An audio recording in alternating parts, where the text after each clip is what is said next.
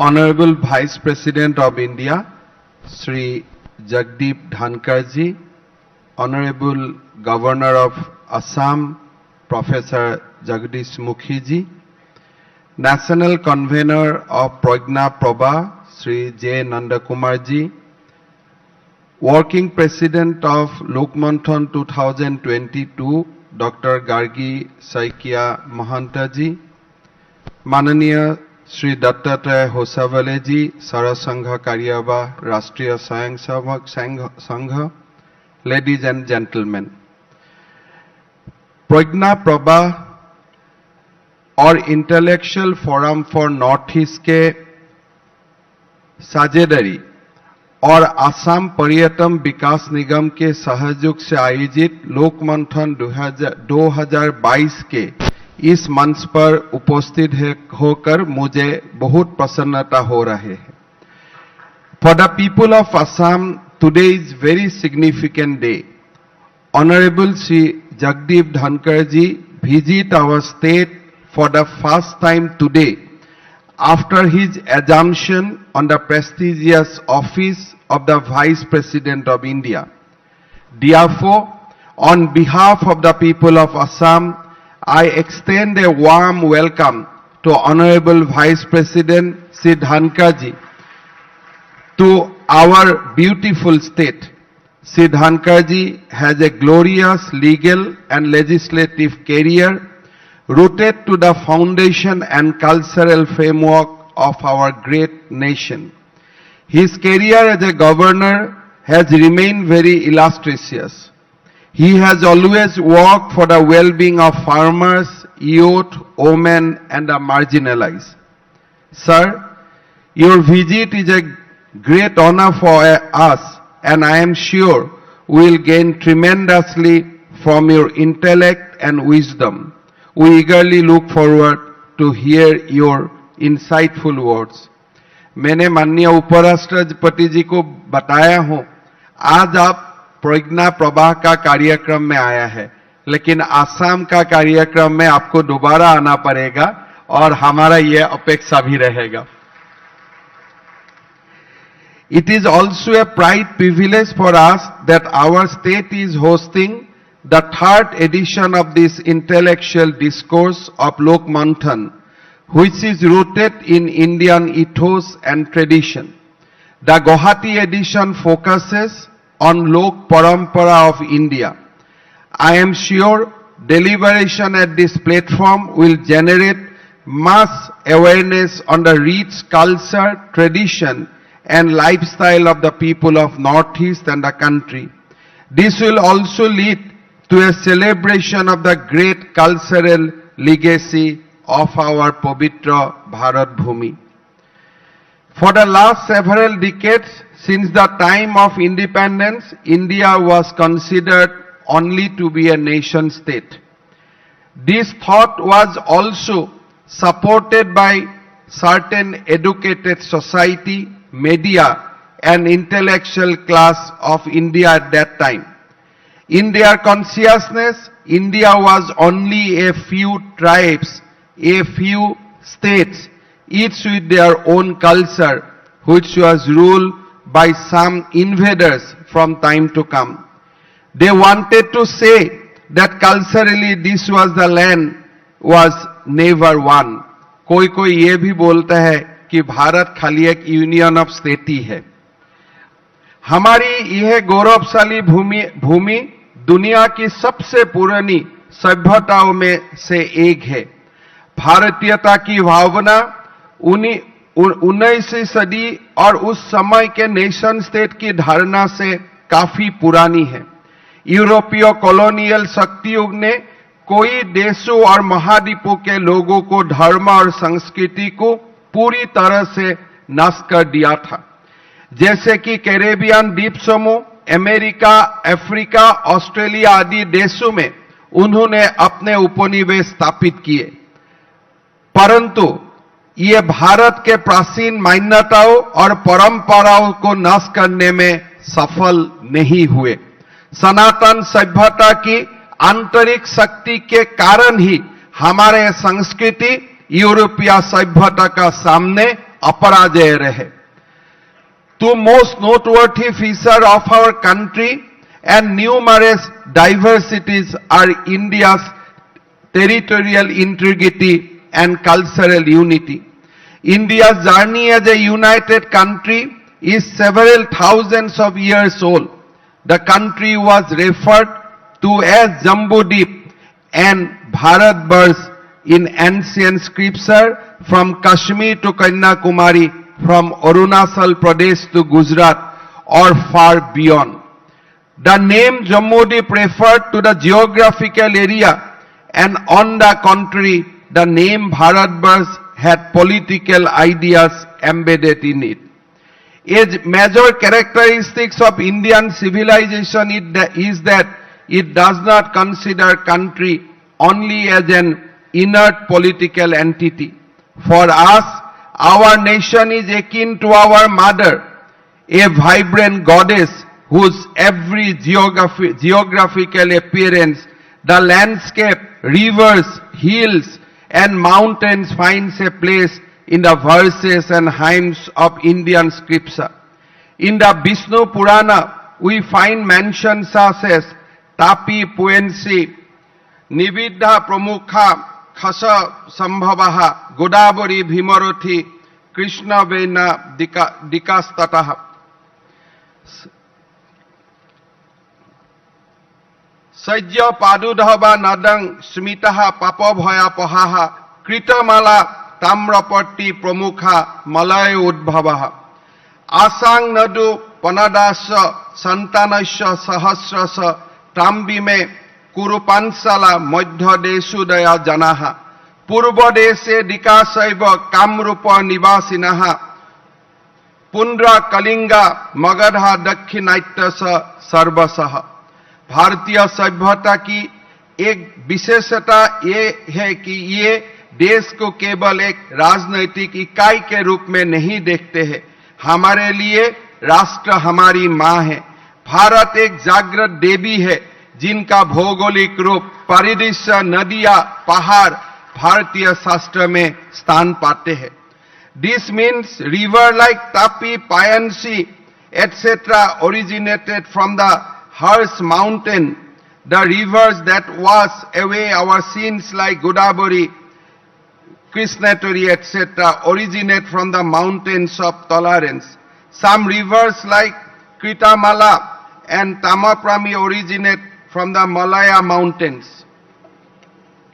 These rivers are surrounded by people from Kuru Pansal and Madhya Pradesh, resident of eastern country of Kamrup, Pundras, Kalingas, Magadhas, entire people of Deccan. India is the most revered for her children.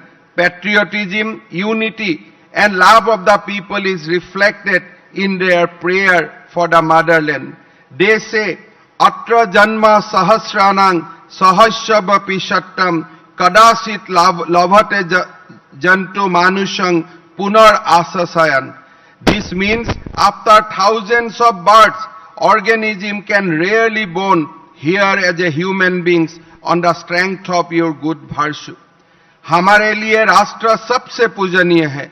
लोगों की प्रार्थना में मातृभूमि के लिए देशभक्ति, एकता और प्रेम झलकता है. It is because of this inseparable and inexhaustible relationship between the territory of India and Indian civilization that Bharat Mata is considered a living entity. This is why the people of India look for God in every geographical appearance of India. This is why the tradition of pilgrimage since ancient times is a special characteristic feature of Indians. Almost every geographical appearance of the hills, mountains, lakes, and rivers of India is the source of pilgrimage for Indian.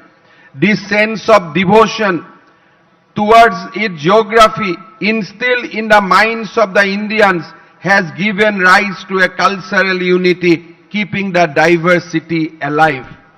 This is the idea of India. The idea makes Indians proud as citizens of a living civilization.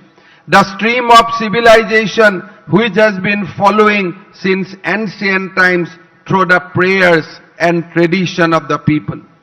In the 15th century of Assam, Vaishnavite saint Mahapurush Srimanta Sankardeva came into contact with larger Indian culture and wanted to unite the entire region with Sanatana civilization.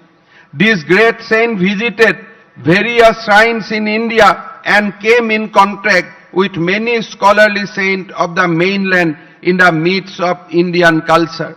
Mahapurush Srimanta Shankardev could see the reflection and echo of the Assamese art and culture. Among the old Assamese poets, Srimanta Sankardeva was the first to associate India with Assam in 1500th century.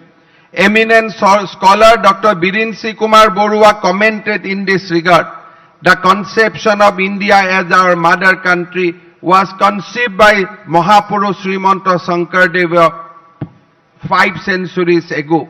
He wanted people to feel proud of being born in his holy country of Bharatvarsh, as India provides an immense opportunity for development of man's moral and spiritual potentialities.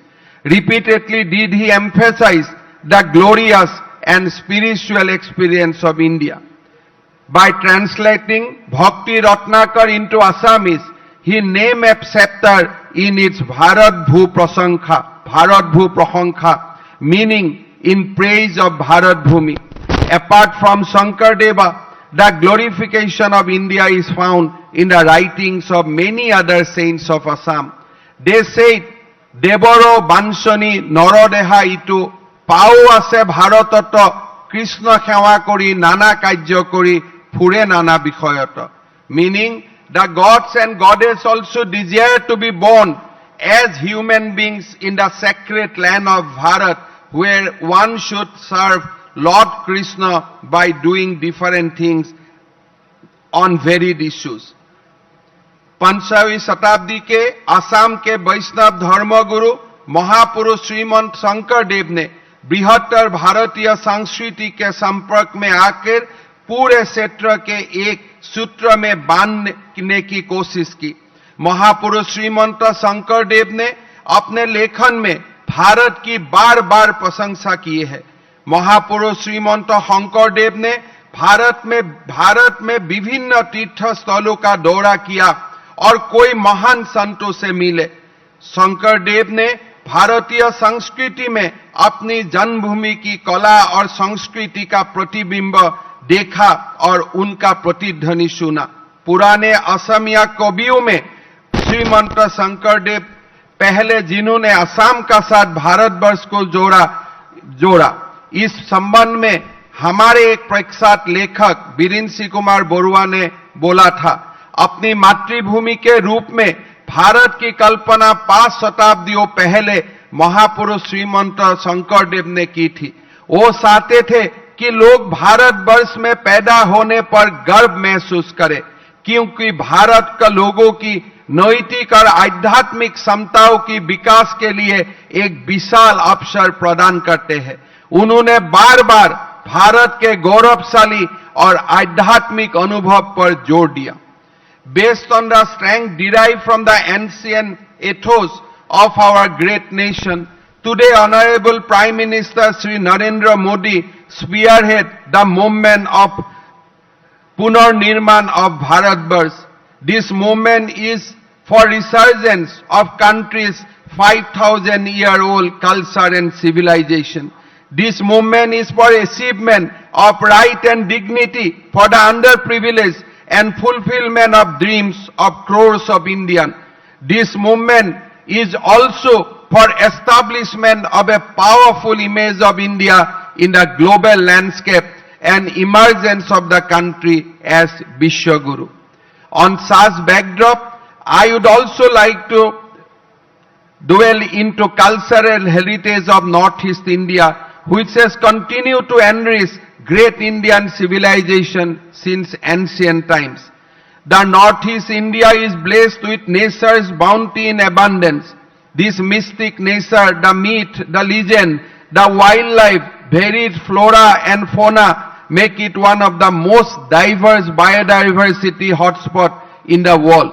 This region is home to numerous ethnic groups having distinct culture, language, tradition, heritage, food habits and lifestyle.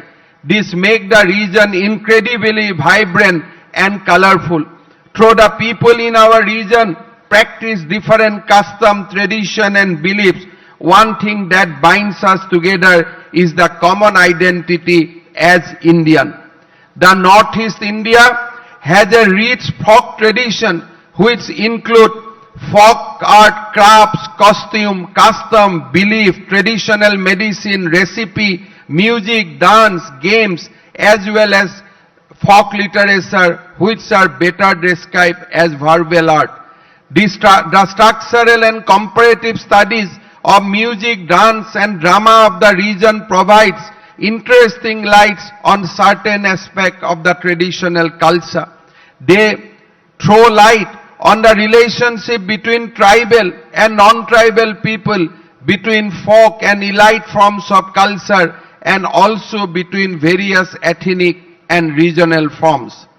Our region also stands testimony to the very interesting phenomena of Buddhist influence on the different tribes of this region from across the border. Tibetan Buddhism has influence over tribes such as Monpa and Monpas of Arunachal. On the other hand, the affiliation of some other tribes like Khamti, Phako, Khamyang, Turong, Aitonia is with Burmese Buddhism. The folk culture in Assam is very alive and vibrant. Several traditions of faiths and customs of Assam center around worshipping animals.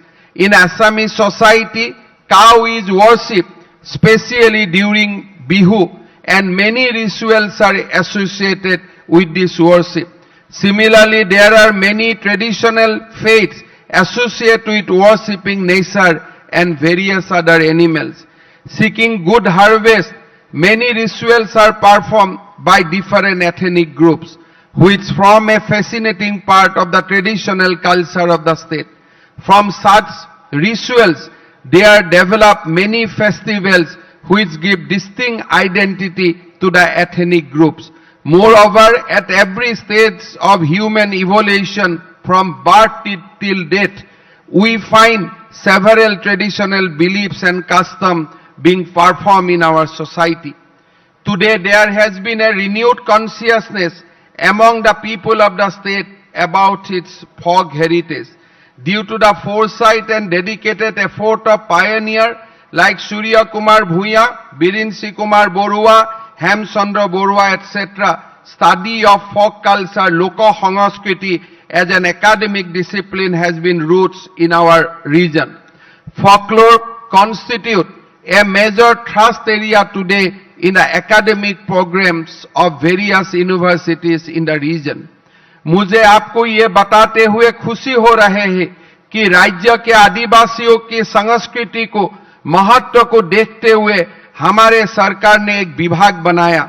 यही विभाग आदिवासी संस्कृति को बढ़ावा देने के लिए कार्य कर रही है। इस विभाग को आदिवासियों की संस्कृति के संरक्षण के लिए एक मजबूत नींव रखने का काम सौंपा गया है।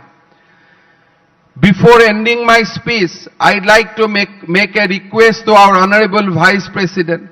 Sir, we are indeed honored by your presence today in our state. However, to experience the rich cultural as well as ethnic diversity and also witness the magnificent biodiversity of northeastern region, I'd like to invite you to visit Assam and the region again. Sir, your visit to various places would greatly enrich us.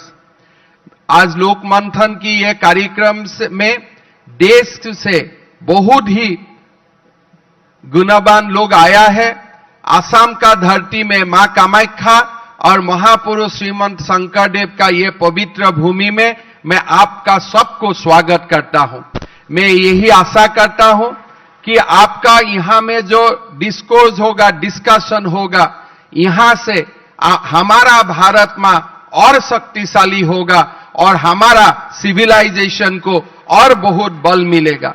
मैं ये विश्वास करता हूं कि हमारा civilisation का ऊपर ये जो लेफ्ट और सेकुलर लोगों का एक अटैक हो रहा है, उसको हम लोग को कलेक्टिवली एक बहुत बड़ा रेस्पॉन्स देना है। हम लोगों ये लोगों को एकेडमिक तरीका से, हमारा डिबेट से और हमारा जो जन कल्याण का भावों से हम वो लोगों को ये सिखा देना है कि भारतवर्ष कोई यूनियन ऑफ स्टेट नहीं है। भारतवर्ष हमारा जीता जागता मातृभूमि है और भारत हमारा पवित्र कर्म भूमि है। आज भारत के लिए जो हमारा सिविलाइजेशनल चैलेंज है, हम ये लोग को ये भी समझा देना है कि भारतवर्ष कोई 1947 में जन्म होने वाला भौगोलिक भूखंड नहीं है। भारत अनादिकाल से था और भारत अनादिकाल तक रहेगा। यही हमारा भूखंड है। मैं बार बार बोलता हूं, भारत कोई कॉन्स्टिट्यूशनल डेमोक्रेसी नहीं है।